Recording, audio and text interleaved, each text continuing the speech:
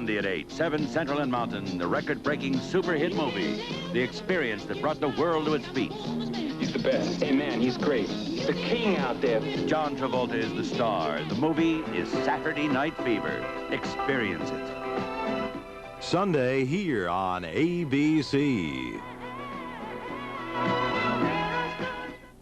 OSHA has cited Scoular Welsh for safety problems this year at the site of this week's grain elevator explosion and fire.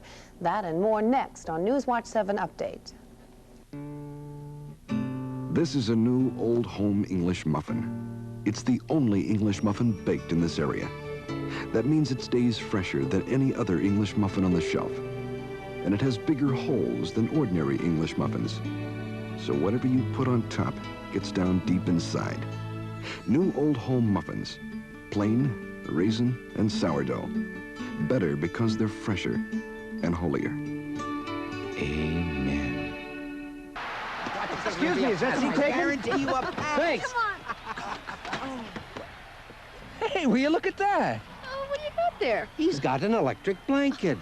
Is that really an electric blanket? Sure is. Kmart has them on sale. All sizes, all colors, single or dual control. How much are they? Well, this one was $19.97, but all the different sizes are on sale. Where you all going? The sale lasts till Saturday. Anybody know the score? Hope they don't forget the extension cord. Say there, is that Instabank you're trying? Sure is. I use Instabank whenever I shop at Demis. You just can't beat it for convenience.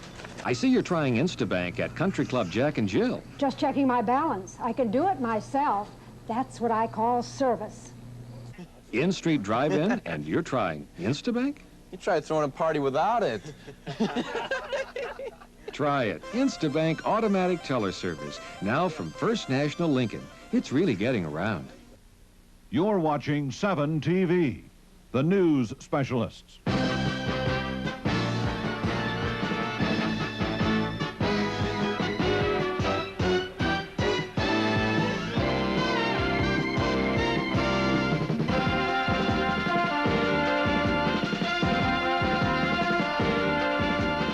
This is Newswatch 7 Update.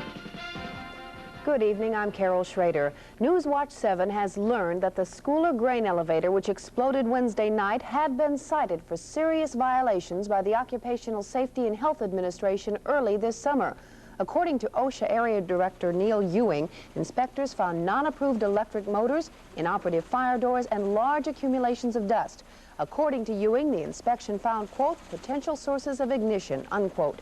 OSHA visited the Scoular grain elevator early this summer as a follow-up to an inspection completed a year earlier. At that time, the company was cited for similar violations, in addition to having an inoperative sprinkler system. The Scoular company appealed the report.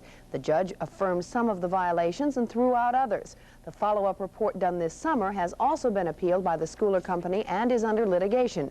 Scoular officials in Omaha could not be reached for comment tonight on the OSHA findings. Today, a team of federal investigators combed through the smoldering elevator wreckage as it searched for the cause of Wednesday night's explosion and fire.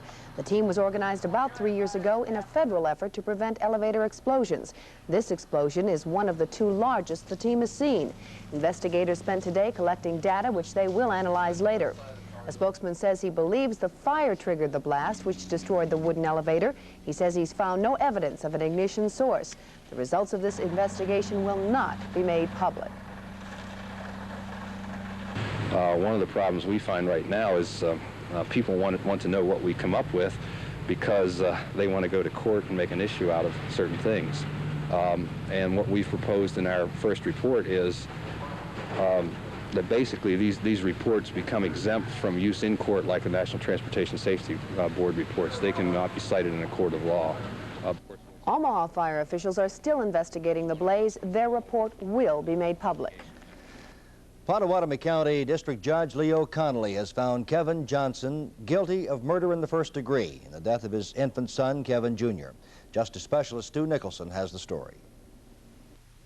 It was, at times, an emotional trial. Testimony often became graphic, with chilling descriptions of alleged child abuse on a constant, escalating level, ultimately ending in the death of 2.5-month-old Kevin Johnson, Jr. In his written decision delivered out of court today, Judge Leo Connolly cited evidence and the testimony of 3 key prosecution witnesses as his basis for finding Kevin Johnson guilty of murder in the first degree. Judge Connolly said Johnson's act was not done out of the heat of passion, rather it was cool and considered. He pointed to Johnson's reported statements where he called the child a creep and wished it were dead. Then, according to witnesses' testimony, began a steady effort by Kevin Johnson to hasten that death through beatings, exposure to prolonged cold, and other alleged mistreatment. Throughout the trial, Johnson sat impassively, listening to witnesses, only occasionally chewing on a pencil or his fingernails.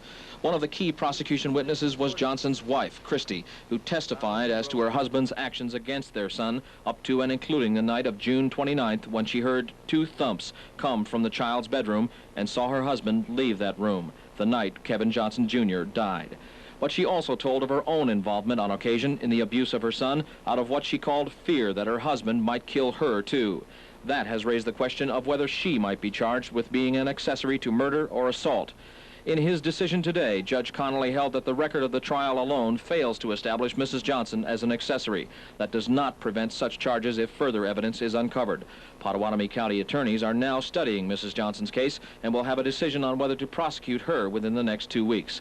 As for Kevin Johnson, a conviction of first-degree murder carries a mandatory life term without parole under Iowa law. Only the governor can commute that sentence to a term of years and make him eligible for parole. Kevin Johnson's court-appointed attorneys say they do not know at this point whether or not they will appeal Judge Connolly's decision. They say Johnson does have a copy of that opinion and he will read it over the weekend, and they will meet with Johnson on Monday. Sentencing has tentatively been scheduled for December 1st. Stu Nicholson, Newswatch 7 Update.